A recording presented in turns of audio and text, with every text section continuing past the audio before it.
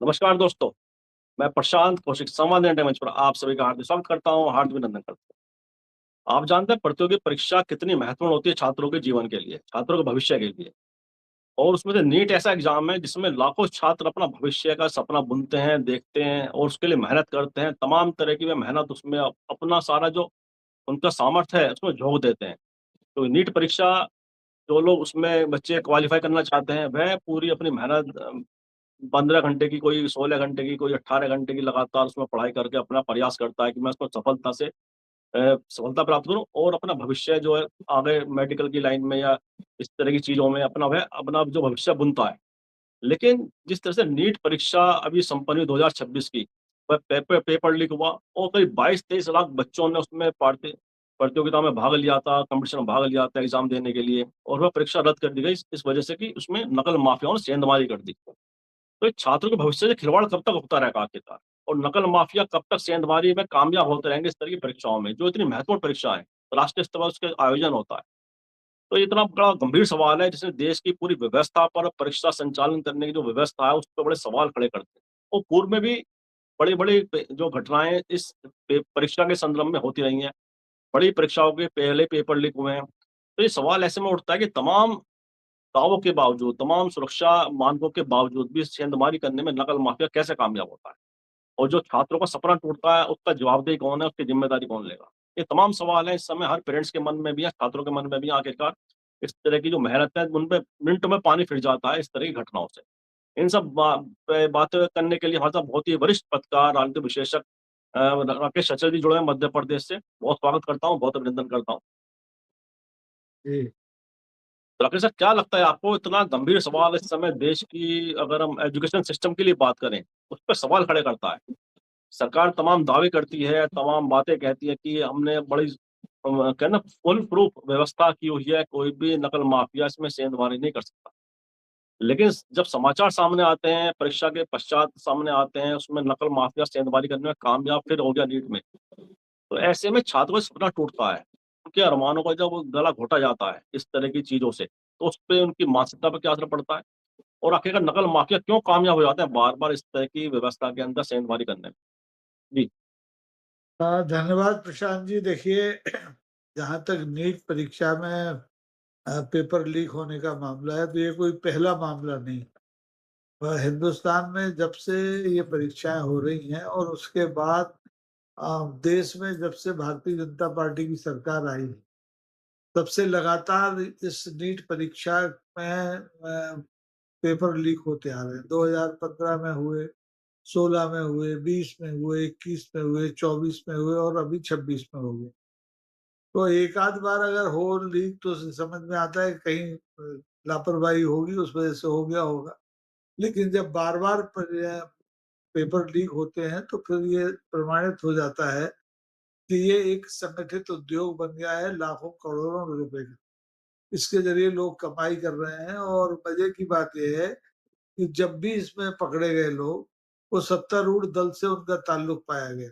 अभी भी जो 2026 की जो परीक्षा अभी पिछले दिनों निरस्त हुई है, उसमें भी जो आरोपी पकड़ में आए हैं, वो चीख-चीख के कह रहे हैं कि हम लोग तो छोटी मछली हैं। असली लोग तो बीजेपी के नेता हैं, उन पर हाथ डालिए। उन पर कोई हाथ डालना नहीं चाहता। तो इस देश का दुर्भाग्य ये है कि यहाँ जो नौजवान पीढ़ी है, उसके भविष्य को लेकर के सरकार कभी चिंतित नहीं रही है, सरकार ने कभी उसको प्राथमिकता पर नहीं रखा है।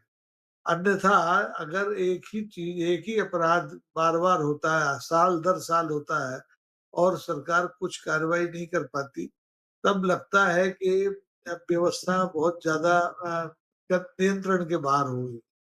तो ऐसे में 22-23 लाख बच्चे इस परीक्षा में बैठते हैं, उनके ऊपर क्या गुज़रती है, उनके अभिभावकों पर क्या गुज़रती है, इसको लेकर के किसी को फ़िक्र नहीं।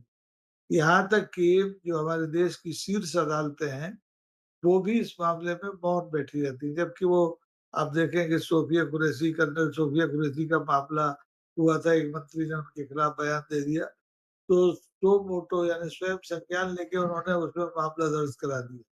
लेकिन नीट परीक्षा में हर साल पेपर लीक हो जाते हैं, लेकिन हमारे सुप्रीम कोर्ट को कोई चिंता नहीं। और अब जब ज़्यादा हल्ला मचता है तो ले दे के उन्होंने कहा साहब हम सीबीआई जाँच करा दें। लेकिन इसकी ज़िम्मेदारी लेने के लिए कोई तैयार नहीं है।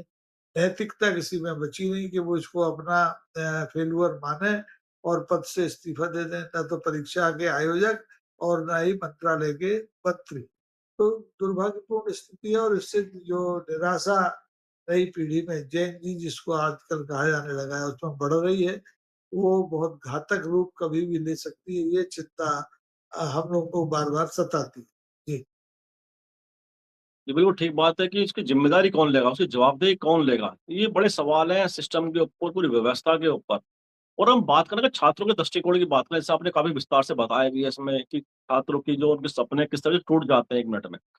और ऐसा नहीं कि सभी बड़े एलीट वर्ग से बच्चे आते हों, कभी बहुत ही संपन्न वर्ग से आते हों। एक मध्यम वर्ग के बच्चे होते हैं, जिनके सपने होते हैं। निम्न आर्थिक रूप से जो कमज़ोर हैं, उनके बच्चे होते हैं, जो मेहनत करके कोशिश करते हैं कि हम इसमें बड़ी सफलता प्राप्त करें, बड़े नंबर लाएँ, तो सरकारी कॉलेज हमें मिल जाएगा।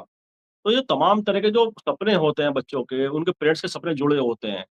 जब ये टूटते हैं तो इसका जो सामाजिक, अगर हम परिवेश की सामाजिक उस पे बात करें, सामाजिक संरचना पे बात करें, इसका कितना गहरा असर उनके बच्चों की जो आने वाले समय की जो उन्नति, प्रगति के वह विचार करते हैं, देखते हैं, उस पे कितना बड़ा कुठाराघात होता है इन सब चीज़ों को लेकर।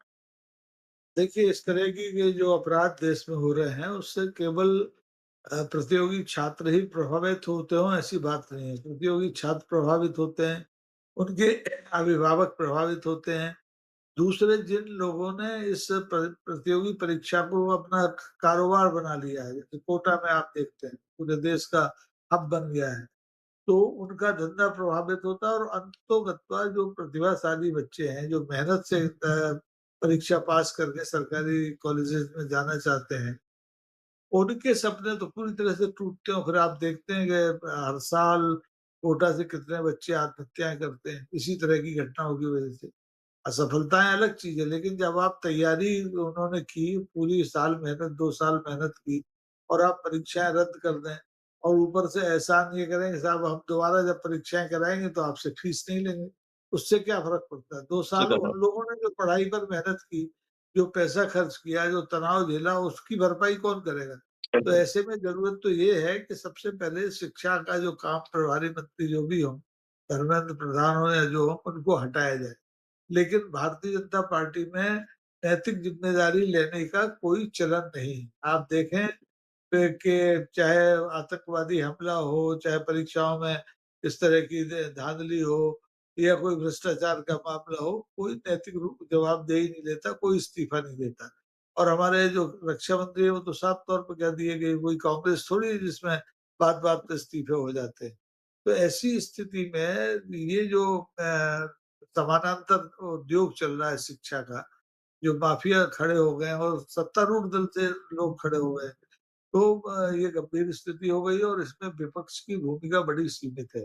विपक्ष में भी आपने देखा कि इसी घटना के बाद राहुल गांधी ने कहा लोकसभा में प्रतिपक्ष के नेता हैं कि हम छात्रों के साथ हैं, हम लोकसभा में इसमें आवाज़ उठाएँगे। आवाज़ उठाने से काम नहीं होता है, लोकसभा में तो बहुत सी चीज़ों की आवाज़ उठाते हैं लोग विपक्ष की। सवाल ये है कि इसको निर्णायक अंत तक कौन लेके जाएगा? तो उसमें छात्रों के साथ जब तक राजनीतिक दल, विपक्षी दल, चाहे जो भी दल है, वो शामिल नहीं होते हैं, ये जो बीमारी है, ये लगातार पनपती रहेगी और इसका कोई इलाज इस देश में नहीं हो पाएगा। और फिर इसमें आप देखते हैं क्या होता है कि जो हमारा ब्रेन ड्रेन होता है, लोग जब यहाँ हताश हो जाते हैं कि यहाँ तो परीक्षाओं में बेईमानी हो रही है, कुछ भी नहीं हो रहा है, तो बेचारे फिर वो कर्ज़ लेके विदेशों में पढ़ने चले जाते हैं। और अब मोदी जी ने ये कह दिया कि देश आर्थिक संकट के दौर से गुज़र रहा है, तो आप विदेशों में पढ़ने मत जाओ, विदेश यात्राएँ मत करो, तेल कम खाओ। तो ऐसे में चारों तरफ से जनता, बच्चे सब परेशान हैं और नीट जिसका नाम है, नीट अंग्रेज़ी में कहते हैं, नीट तो जो है ही NEET नेशनल एंट्रेंस एग्जामिनेशन है ये तो। लेकिन नीट का मतलब होता है शुद्धता। तो अब ये नीट एंड क्लीन एग्ज़ाम नहीं रहा, गंदा एग्ज़ाम हो गया है, इसमें भ्रष्टाचार बहुत हो गया है और ये तो बड़ा राष्ट्रीय स्तर का एग्ज़ाम है। आप देखें भाजपा शासित बिल्कुल। जितने भी प्रदेश हैं, वहाँ चाहे पटवारी की प्रतियोगी परीक्षा हो, चाहे सिपाही की प्रतियोगी परीक्षा हो, चाहे शिक्षक की प्रतियोगी परीक्षा हो, सबके पेपर लीक हो रहे हैं। अभी तक पिछले 10 साल में अगर आप आंकड़े उठा के देखें तो कम से 70 परीक्षाओं के, प्रतियोगी परीक्षाओं के ये जो पेपर लीक हो चुके हैं, जिसमें 48 तो केवल यही है, नीट है। तो जिस देश में शिक्षा की ये दुर्दशा हो, उस देश का प्रधानमंत्री कहे कि हम विश्वगुरु बनना है, तो हँसी आती है। क्योंकि शिक्षा किसी की प्राथमिकता में है ही नहीं। चुनाव में आप देखते हैं, अभी 5 राज्यों में चुनाव हुए और पहले हर चुनाव आपने देखा होगा, कहीं किसी के घोषणा पत्र में होता है कि हम सब नीट में भ्रष्टाचार नहीं होने देंगे, या हम इसका सरलीकरण करेंगे, या सरकार सारा खर्चा उठाएगी पढ़ाई का, नहीं होता। क्योंकि इस समय यहाँ देश की राजनीति फ्री बीज पर है कि रेवड़ियाँ बाँटो, सत्ता पाओ और आगे बढ़ जाओ। बच्चों की चिंता किसी को नहीं है और ये बहुत दुर्भाग्यपूर्ण स्थिति है। इसमें नए सिरे से पूरे देश को सोचना चाहिए। जी। एक बात है, बड़ा गंभीर विषय है, जैसा आपने बताया भी है। अच्छा, जो एक परीक्षा एक देश का जो कॉन्सेप्ट है, क्योंकि पहले विभिन्न राज्यों के स्तर पर इस मेडिकल की परीक्षाएँ होती थी, तमाम तरह की इस तरह की परीक्षाएँ होती थी। लेकिन अब ये एक तरह से का नया फ़ॉर्मूला आ गया है कि एक देश एक परीक्षा। चाहे नीट की बात करें और चाहे हम सीयूटी की बात करें, यूनिवर्सिटी में एडमिशन्स वाली। तो ये तमाम तरह की जो योजनाएँ सरकार की, क्या इसमें अभी उतना परफेक्शन नहीं आया है, जो कि इस तरह की सेंधमारी को रोका जा सके? या कहीं न कहीं बड़े स्तर पर इस तरह की कोई मतलब लोग इन्वॉल्व हैं, जो इतने प्रभावशाली हैं कि वो पूरे सिस्टम को अपने हिसाब से हैक कर लेते हैं, अपने हिसाब से उसमें सेंधमारी कर देते हैं। तो क्या लगता है आपको इस पूरी व्यवस्था के ऊपर? देखो, स्थिति ये है प्रशांत जी कि सिस्टम तो पूरी तरह से ध्वस्त हो चुका है। प्रतियोगी परीक्षाओं में एक तो ये एक चुनाव एक देश की तरह नहीं हो सकता है। हर राज्य की जो परिस्थितियाँ अलग हैं, तो हर राज्य के लिए पहले जैसे पृथक एग्ज़ाम होते थे, मध्य प्रदेश में जैसे पीएमटी होता था, ऐसे हर राज्यों से अगर ये संचालन हो, तो मुझे लगता है कि थोड़ा बहुत सुधार हो सकता है। राष्ट्रीय स्तर पर प्रतियोगी परीक्षा कराने से एक तो प्रतिस्पर्धा और कट ऑफ नंबर का लेवल जो है बहुत बढ़ गया है। उससे लोगों में हताशा हुई क्योंकि लोग 98-99% पे कट ऑफ आ रहे हैं, जिन कॉलेजों में एडमिशन होता है। तो उससे बात बननी नहीं। बात तब बनेगी कि जब आप शिक्षा का जो निजी क्षेत्र में व्यापार हो रहा है, निजी क्षेत्र के मेडिकल कॉलेज धड़ल्ले से खुल रहे हैं, उन पर प्रतिबंध लगाएँ। सरकारी मेडिकल कॉलेजेस की संख्या बढ़ाएँ, उनमें सीटों की संख्या बढ़ाएँ।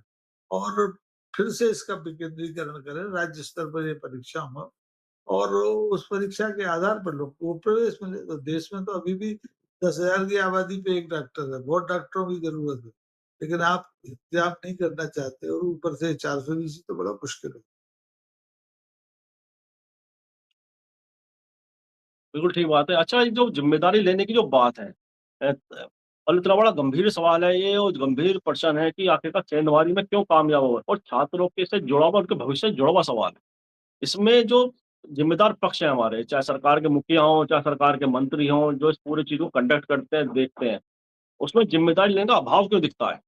मतलब एक नैतिक ज़िम्मेदारी तो आदमी ले सकता है आके, बस सामने कहे कि हाँ भाई, हमारे मंत्रालय के अधीन है, मंत्रालय के अंदर जब हम संचालन पूरी व्यवस्था कर रहे हैं, उसमें जो त्रुटि रह गई है, उसे हम स्वीकार करते हैं। ये गलती मानने को क्या दिक्कत है?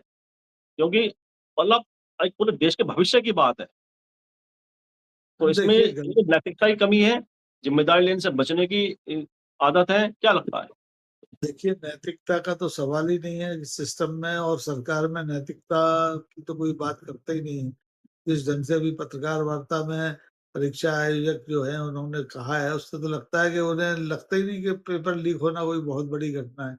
उन्होंने कहा साहब हमने तो फुल प्रूफ इंतज़ाम किया था, फिर भी हो गया तो हम परीक्षा रद्द कर देते हैं, दोबारा से बुला देते हैं।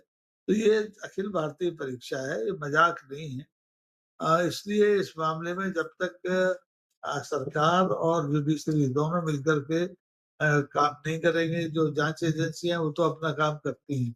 लेकिन वो आप देखते हैं वर्षों बरस लग जाते हैं, अपराधियों तक पहुँच नहीं पाते। तो अब तो ज़रूरत इस बात की है कि व्यवस्था में आमूल-चूल परिवर्तन किया जाए और नए ढंग से इस सिस्टम को, इस सेटअप को तैयार किया जाए जिससे कि छात्रों के साथ खिलवाड़ ना हो और जो बिचौलिए हैं, जो धंधा करने वाले हैं, इनको इनके लिए कोई चोर दरवाज़ा खुला ना रहे। तब तो बात बनेगी, अन्यथा ये चलता रहेगा, सालों-साल से चल रहा है, आगे भी चलता रहेगा। चूँकि लोग सड़कों पे आते नहीं हैं, आ नहीं पाते, आते हैं तो पुलिस की लाठी खाते हैं। तो ऐसे में बहुत निराशाजनक माहौल है। जी। जी, जी, ठीक है, निराशा तो पैदा होती है, स्वाभाविक रूप से बात है कि जब कोई इतनी बड़ी चीज़ें सामने आती है, तो निराशा ही पैदा होना स्वाभाविक है। अच्छा, जो युवा पीढ़ी देश की, हमारी युवा पीढ़ी हम देखते हैं कि इस समय 2 तरह की युवा पीढ़ी में 2 तरह के वर्ग दिखाई देते हैं। एक तो जो पढ़ाई के लिए अपना बड़ा गंभीर है, लगातार अपनी पढ़ाई के लिए अपना अच्छे नंबर्स के प्रयास करता रहता है। वहीं हम देखते हैं दूसरी तरफ एक ऐसा वर्ग भी हमारे युवाओं में है, जो सड़कों पर कहीं-कहीं उन्मादी नारेबाजी में ज़्यादा इन्वॉल्व दिखाई देता है। तो युवा के अंदर भी जो इस तरह का वर्गीकरण दिखाई दे रहा है, एक वर्ग तो पढ़ाई में लग रहा है, एक वर्ग लग रहा है उसमें नारेबाजी में, सड़कों पर उन्माद कहीं जुलूस तरह के इस चीज़ों में इन्वॉल्व दिखाई देता है, राजनीतिक नारों में उलझा दिखाई देता है। तो जो युवा शक्ति की जो एकता है, युवा शक्ति की जो यूनिटी है, अपने अधिकारों के लिए, अपने भविष्य के लिए, सुनहरे भविष्य के लिए, क्या उसमें भी कमी आई है? जो पहले हम देखते थे बड़े छात्र आंदोलन होते थे। छात्र राजनीति बड़ी मतलब बहुत मजबूत थी छात्र राजनीति, उससे बड़े-बड़े नेता भी देश की राजनीति में आए हैं, स्थापित भी हुए हैं, बड़े-बड़े पदों पे मुकाम उन्होंने पाए हैं। लेकिन क्या छात्र राजनीति भी कमज़ोर हुई है? जिससे छात्रों की जो बात है, छात्रों की जो अधिकारों की लड़ाई है, वह उस ऊपर तक नहीं पहुँच पा रही है, जिससे सब ये नुकसान भी उठाना पड़ रहा है पूरे सिस्टम को?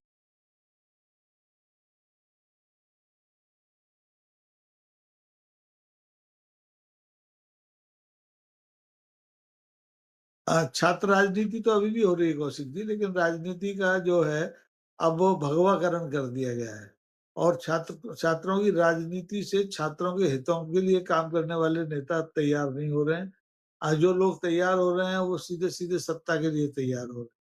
और एक जो वर्ग है क्लासिफिकेशन ऐसा हो गया है कि एक वर्ग काँकर उठाए, एक वर्ग शंख बजाए, मंदिरों में जाके में लव जिहाद के लिए लड़े और एक वर्ग है जो गरीब मेहनतकश लोगों का वो पढ़ाई में जाए, उसको भी आप मौका ना दें, उसकी भी परीक्षाएँ आप लूट लें।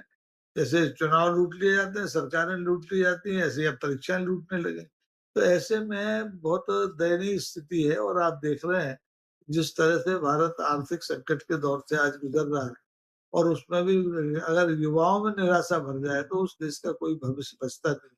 आने वाले 10-5 साल में अगर यही स्थिति रही, तो भारत को आप देखेंगे कि आबादी की दृष्टि से भले ही पहला-दूसरा देश हो दुनिया का, लेकिन प्रतिष्ठा की दृष्टि से सबसे नीचे की पायदान पर खड़ा दिखाई देगा। तो इससे बचने की ज़रूरत है।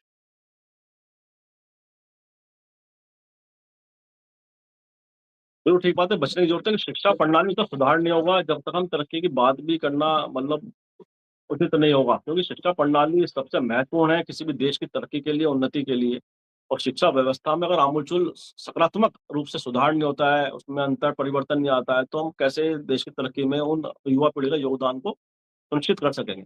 ऐसे में कौन से ऐसे कदम सरकार को उठाने चाहिए जिससे कि इस पूरी व्यवस्था में ऐसा परिवर्तन आए कि कोई भी नकल माफिया इसमें सेंधमारी ना कर पाए, किसी तरह की ऐसी दोषपूर्ण व्यवस्था कहीं भी जन्म ना ले पाए, जिससे कि छात्रों के भविष्य से खिलवाड़ हो। क्या लगता है ऐसे कुछ मुख्य बिंदु अगर आपकी में आते हैं तो विचार में आता हूँ, कुछ ऐसी चीज़ें सामने आती हो तो क्या सुझाव देना चाहेंगे? क्या विचार किस तरह की बातें मतलब जो आप सोचते हो, समझते हो पूरे विषय को? देखिए, प्रतियोगी परीक्षाओं में चाहे वो नीट की हो, चाहे पटवारी की हो, चाहे सिपाही की हो, अगर उसमें नैतिकता को मापदंड बना लिया जाए और सरकार उसमें दखल देना बंद कर दे, उसमें राजनीति देना बंद कर दे, जो लोग लाभ उठाने वाले तत्व हैं, उनको उतना ही संगीन अपराध मान के उनके साथ व्यवहार करे जितना हत्या का मामला होता है, तो बात बन सकती है और ये तभी संभव है जबकि नेतृत्व उस दिशा में सक्रिय दिखाई दे। अब हमारे यहाँ तो नेताओं की खुद की डिग्रियाँ सवालों के घेरे में होती हैं, तो और वो ऐसी शिक्षा व्यवस्था को तैयार करना चाहेंगे जहाँ की प्रतियोगिता हो।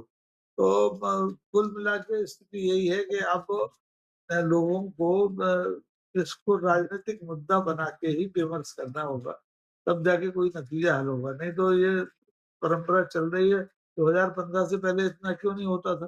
2015 के पहले भी परीक्षाएँ होती थी प्रदेश स्तर पर, राष्ट्रीय स्तर पर, तब तो कुछ हुआ नहीं। आज सब हो रहा है। तो इसका मतलब है कि आज जो सत्ता में बैठे हुए लोग हैं, उनका इसमें निहित स्वार्थ है और वो इसमें सुधार होने नहीं देना चाहते। जी। जी, जी। नहीं, बहुत महत्वपूर्ण बात आपने कही कि शिक्षा जो राजनेता ऐसे हैं जिनकी शिक्षा पे भी सवाल है, जिनकी डिग्रियों पे सवाल है, तो इस पूरे व्यवस्था को उनके गंभीरता तो कुछ है ही नहीं उनके लिए फिर ऐसे लोगों के लिए जिनके हाथों में पूरी मतलब एक पावर है, जिनके हाथों में एक ताकत है सत्ता की। अच्छा एक पूरे जो शिक्षा का व्यवसायीकरण हुआ है, क्या ये भी इसमें एक बड़ी भूमिका है इसकी? तो शिक्षा का व्यवसायीकरण जिस तरह से हुआ है, जिससे कोचिंग संस्थान बड़े-बड़े कोचिंग संस्थान देश में पैदा हो चुके हैं, वो पूरे इस एजुकेशन सिस्टम को अपने हिसाब से रन करने की दौड़ाने की कोशिश करते हैं। और जो प्रतिस्पर्धा है उन कोचिंग सेंटर में कि हमारे बच्चे ज़्यादा सफल हुए हैं प्रतियोगिता में, क्या कुछ उस व्यवस्था में उनका भी कुछ इन्वॉल्वमेंट है जो कमज़ोर की जा रही है पूरे एक व्यवस्था को, शिक्षा प्रणाली को कमज़ोर करने की दिशा में जो प्रयास लगातार होते हैं ऐसे माफियाओं के द्वारा? क्या व्यवसायीकरण भी एक बड़ा इसमें दोषपूर्ण व्यवस्था है? देखिए, व्यवसायीकरण जब से शिक्षा का हुआ है, जब से कोचिंग संस्थानों को उद्योग का दर्जा दे दिया है, करोड़ों की संपत्ति उसमें इन्वॉल्व होने लगी है, तब से इन लोगों ने परीक्षा सिस्टम में सेंधमारी की है, इससे कोई इनकार नहीं कर सकता। वो चूँकि वो अपने संस्थान की सफलता के पैराग्राफ नए पैरामीटर बनाना चाहते हैं, तो वो कितना भी पैसा खर्च करके कुछ प्रश्न तो ऐसे लाना चाहते हैं कि उनके बच्चों का निकलना सुनिश्चित हो जाए। और ये जो है तथ्य सरकार इससे अवगत है, लेकिन सरकार के लोग मैंने ऐसे शुरू में कहा सत्तारूढ़ दल के लोग इसमें शामिल हैं, इसलिए इसमें सुधार हो नहीं पा रहा है, बल्कि दिनों-दिन स्थिति और खराब हो रही है, चिंताजनक हो रही है।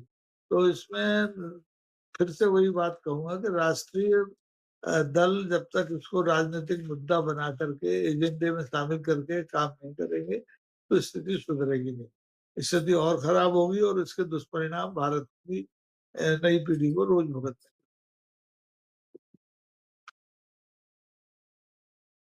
जी, ठीक बात है कि जब तक राजनीति गंभीर नहीं होगी, राजनेता गंभीर नहीं होंगे। अच्छा, इसमें विपक्ष का रोल किस तरह से देखता है? क्या विपक्ष उतनी मजबूती से छात्रों की बात उठा पा रहा है?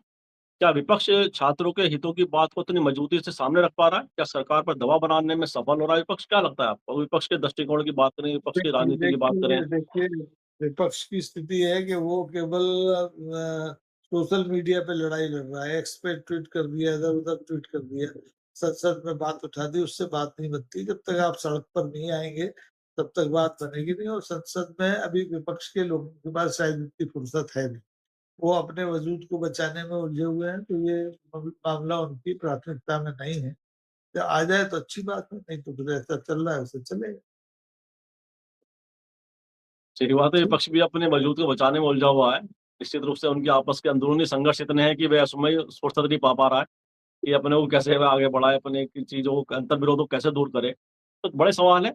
अच्छा, पूरी शिक्षा व्यवस्था को अगर पूरे ओवरऑल देखें, पूरे देश की शिक्षा व्यवस्था को अगर देखें, उसमें एक शिक्षा नीति की बात की गई है। एक शिक्षा नीति को अप्लाई किया गया, नई शिक्षा नीति देश में लाई गई है।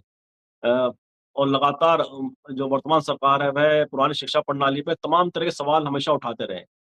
चाहे उनका कोई भी संगठन हो, वह पुरानी शिक्षा प्रणाली को बहुत सारे सवालों के केंद्र में रखता है। नई शिक्षा प्रणाली उसने वकालत की, उसे भी लेके भी आया। तो नई शिक्षा प्रणाली में क्या आप देख पाते हैं, क्या नई शिक्षा प्रणाली में कुछ अभी सुधार की बहुत आवश्यकता है? कि इस तरह की कोई घटना सामने ना आए और नई शिक्षा प्रणाली क्या पुरानी शिक्षा प्रणाली की तुलना में कितना अंतर आप देख पाते हैं उसमें पूरा? देखिए, मैं आपके इस सवाल के साथ ही अपनी बात समाप्त करना चाहूँगा कि नई शिक्षा प्रणाली नाम की कोई चीज़ है नहीं। ये जो हमारी आज की सत्ता है, वो मैकाले शिक्षा पद्धति का विरोध करती है।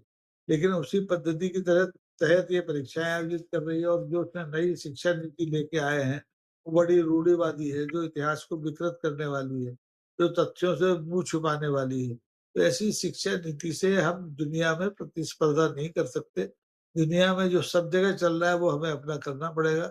ये है कि हमें मूल्य अपने स्थापित नहीं करने होंगे, वो ये हमसे हो नहीं रहा है। तो इसलिए नई शिक्षा नीति से भारत में कोई आमूलचूल परिवर्तन हो जाएगा, वो संभव नहीं है। क्योंकि सत्तारूढ़ दलों से या प्रतिष्ठानों से, जो राजनीतिक दलों से जुड़े लोग सब अपने बच्चों को विदेश भेजते हैं और ये जो गरीब बच्चे प्रतिस्पर्धा में लगे हैं, उनके साथ छल होता है। तो हाँ, ये तो दोगली बात है। शिक्षा नीति जो चल रही थी, वो ठीक थी, समय के अनुसार थी, उसमें संशोधन हो सकते थे। लेकिन सही है। उसको पुरातन करण बनाने की कोशिश, सनातन बनाने की कोशिश हो रही है, वो ठीक नहीं लगता। है ना? जी, ठीक बात है। जी, बिल्कुल सही बात कही आपने कि जो इस तरह से पुरानी शिक्षा प्रणाली पर केवल सवाल दागे गए हैं, लेकिन नई शिक्षा प्रणाली भी उस तरह की चीज़ों को हल नहीं कर पाई है और तमाम सवाल हैं कि छात्रों के इस तरह से भविष्य से खिलवाड़ लगातार हो रहा है, ऐसे नकल माफियाओं को कब लगाम लगेगी? कब सेंधमारी रुकेगी? ये बड़े लगातार सवाल ज्वलंत बने हुए हैं और जितने पूरे विषय को आपने बताया, समझाया है, निश्चित रूप से ये हमारे दर्शकों को पसंद भी समझ में भी आएगा कि कितना गंभीर सवाल है देश की शिक्षा के लिए भी, बच्चों के भविष्य के लिए भी, उनके परिवारों के लिए भी। और इन्हीं शब्दों के साथ चर्चा को विराम भी देते हैं और मैं आपका बहुत आभार व्यक्त करता हूँ, धन्यवाद व्यक्त करता हूँ कि आपने हमारे दर्शकों में समय निकाला। बहुत-बहुत धन्यवाद। धन्यवाद। और मैं आपसे फिर से आग्रह करता हूँ, इस वीडियो को लाइक करें, शेयर करें, कमेंट करें। साथ ही समान इंडिया यूट्यूब चैनल को सब्सक्राइब करें, बेल आइकन अवश्य दबाएँ, इससे चैनल के अपडेट आपको समय से मिलते रहें। एक आग्रह और हमारा कि कमेंट बॉक्स में भी अपनी प्रतिक्रिया को अवश्य लिखें। क्योंकि आपकी प्रतिक्रिया से पता चलता है हमारी चर्चा को कैसी लग रही है। आपको सुझाव देना चाहें तो वह भी दीजिए, क्योंकि वो सुझाव हमारा मार्गदर्शन करते हैं, हमारी हौसला अफ़ज़ाई करते हैं। उन्हें याद रहे इस चैनल को ज़रूर सब्सक्राइब करें और साथ ही बेल आइकन दबाएँ, साथ ही हमारे चैनल का लिंक सभी अपनों को ज़रूर शेयर करें, क्योंकि आपके सहयोग से हमें आगे बढ़ने में सहायता मिलती है, मदद मिलती है। आप सभी का पुनः बहुत-बहुत आभार, बहुत-बहुत धन्यवाद।